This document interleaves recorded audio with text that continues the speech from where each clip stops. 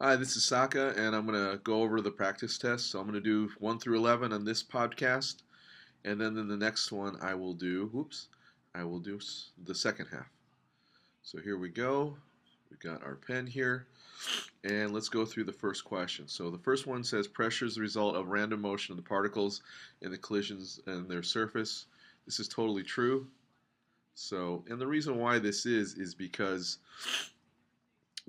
anytime you have collisions happening on the surface of a container, that's basically what pressure is. We've more formally called it force per unit area, but this is basically describing the same thing. The weight of the column pushing down is called air pressure. This is also true. So this is more of a formal, another way to express atmospheric pressure. And then number 3, when solving a Gauss law problem, the volume must be terms of ml. Now this is true when we're using the ideal gas law, so PV equals nRT. If we're doing any of the other gas laws, we can be in milliliters and still be okay. So for this one is false. So let me erase this, and I'll scroll down to the multiple choice as soon as it lets me. Okay, here we go. So number 4, what will happen to the pressure of a contained gas if the temperature is lowered? So remember, we have our gas layer. So P1 V1 over N1 T1 equals P2 V2 N2 T2. And so if we lower the temperature, what happens to the pressure? Well, we see here that it's a direct proportional relationship. So if we lower the temperature, the pressure should also be lowered or decreased. So this one should be B. For this one, you had to perform the following conversion. So we start with one thing we need to figure out is our conversion factor. So we know that 14.7 psi equals 760 millimeters of mercury. So we need this to do our dimensional analysis. So we start with 116 psi over 1 times 760 millimeters of mercury over 14.7 psi. We didn't have the exact answer here, but the closest one was A.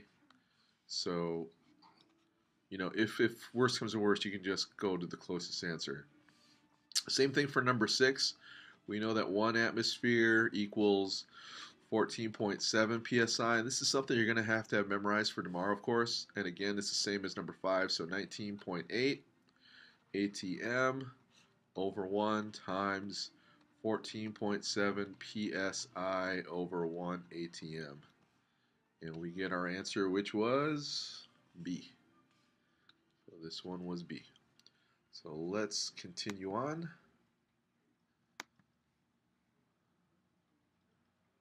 Okay, so here we have number 7.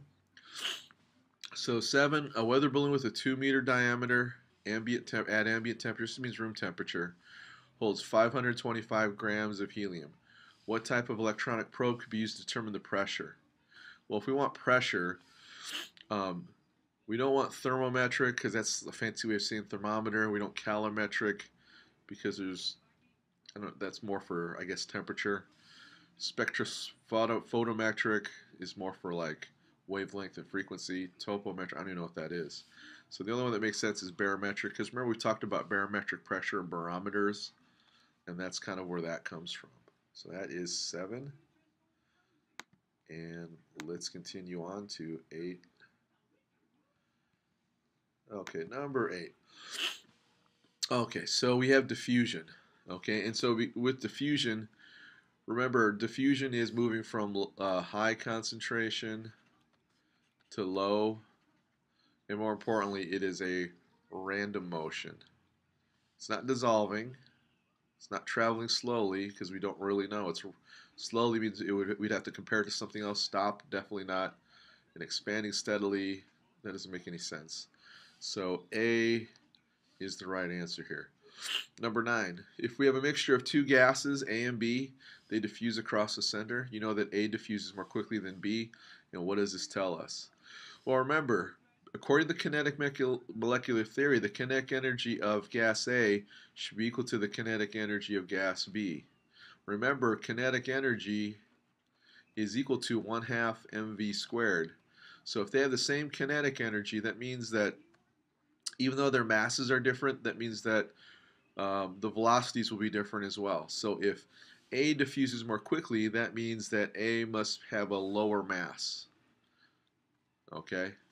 So for this one, um, the A particles have less mass than B. Because remember, if B has more mass and they have the same kinetic energy, A has to make up for its lack of mass by moving at a faster velocity.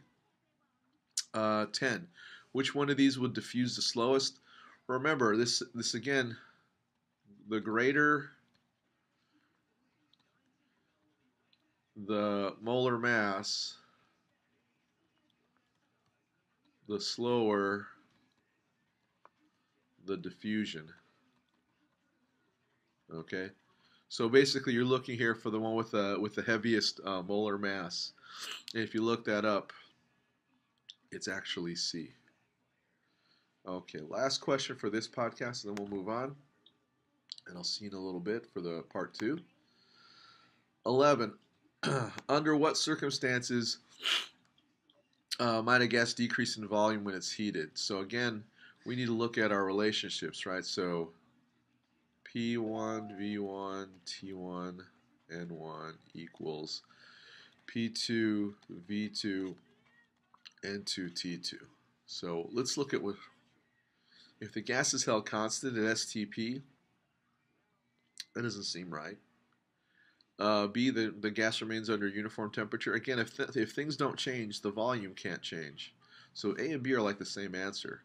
C, the gas is placed under increasing pressure. Remember, look at pressure and volume. Remember, this is an inverse relationship. So if we increase, if pressure goes up, that means that the volume should go down. So this one looks promising.